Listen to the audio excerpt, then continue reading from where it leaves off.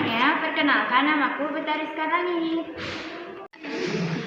Hello Brandon, my name is Arslan Nurmesjana. Hello everyone, let me introduce myself. My name is Nafisa Dahawiyah. 안녕하세요. 나 이름은 알리아입니다. Sawadikap, Chansu Zahra Dikap. Guten Tag. Stell Sie sich vor. Mein Name ist Brian. Hajime mashite, watashi no namae wa Jafran desu. Yoroshiku. Apa itu pasar modal? Menurut OJK atau Otoritas Jasa Keuangan, pasar modal merupakan sarana bagi korporasi atau pemerintah untuk menjual saham atau obligasi agar mendapatkan pendanaan jangka panjang. Fungsi pasar modal yaitu sebagai sumber uang bagi pemerintah atau perusahaan, serta sebagai sarana investasi. Maka dari itu, capital market mendukung fasilitas dan infrastruktur untuk jual beli dan operasi lainnya. Contoh dari pasar modal adalah Bursa Efek Indonesia, Kuala Lumpur Stock Exchange, dan Stock Exchange of Thailand. Yang selanjutnya ada jenis-jenis pasar modal. Yang pertama ada pasar perdana. Pasar perdana merupakan jenis pasar modal di mana penawaran saham emiten dibuka untuk pertama kalinya sebelum dicatatkan sebagai Bursa Efek Indonesia. Lanjut yang kedua ada pasar sekunder. Pasar sekunder adalah jenis pasar modal yang memperjualbelikan saham yang telah melewati masa penawarannya di pasar perdana. Oke, selanjutnya ada pasar ketiga, yaitu capital market yang terdiri dari alternatif bursa untuk memperdagangkan saham.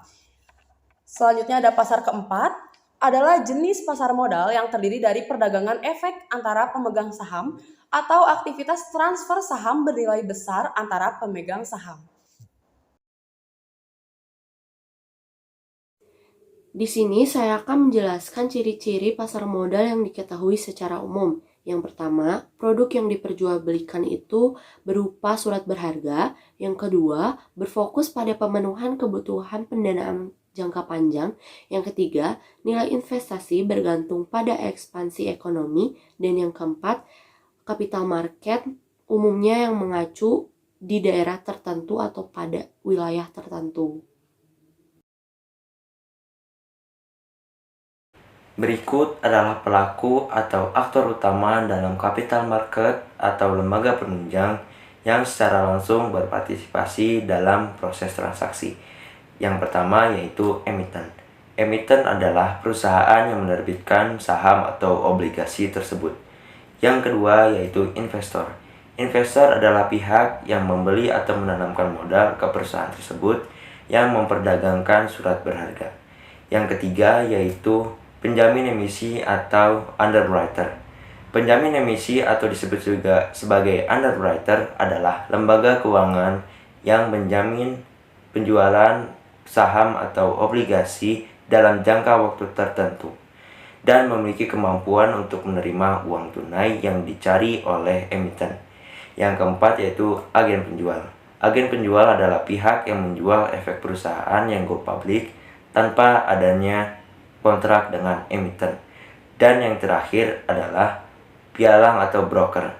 Pialang atau disebut juga sebagai broker adalah perantara antara penjual atau disebut juga emiten dan pembeli atau investor dalam penjualan atau perolehan surat berharga. Tugas pasar modal. 1. Sebagai sarana bagi perusahaan untuk menghimpun dana. Modal dapat diperoleh dengan menjual saham di capital market, sehingga masyarakat umum, perusahaan lain, lembaga, atau pemerintah dapat membeli saham tersebut. Kedua, sebagai mekanisme distribusi pendapatan. Setelah jangka waktu tertentu, pembeli saham akan menerima dividen atau sebagian dari pendapatan perusahaan. Sehingga penjualan saham di capital market itu dipandang sebagai metode distribusi pendapatan. Ketiga, sebagai strategi perluasan kapasitas produksi. Memperoleh dana yang lebih besar dari capital market akan meningkatkan produktivitas perusahaan. Keempat, sebagai teknik penciptaan lapangan kerja. Keberadaan capital market dapat mendukung berdirinya dan tumbuhnya industri lain yang berdampak pada penciptaan lapangan kerja. Kelima, sebagai strategi untuk mendongkrak kas negara. Setiap dividen yang dibagikan kepada pemegang saham akan dikenakan pajak, sehingga penerimaan tambahan pajak ini akan meningkatkan kas negara.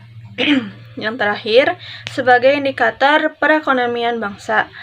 Peningkatan aktivitas dan volume penjualan atau pembelian di capital market menunjukkan bahwa operasi bisnis dari berbagai organisasi beroperasi secara efektif dan begitu sebaliknya.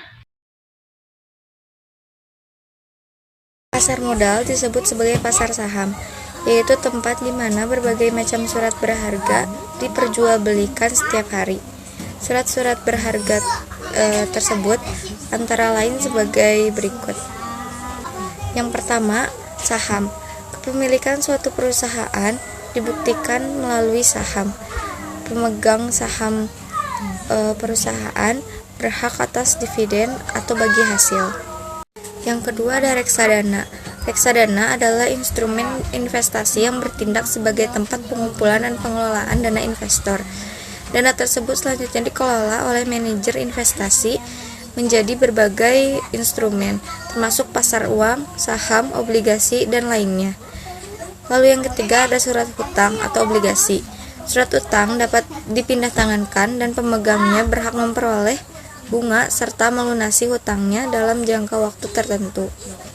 Yang keempat ada Exchange Traded Fund, ETF. Exchange Traded Fund memiliki karakteristik yang sama dengan reksadana karena keduanya dikumpulkan secara kolektif.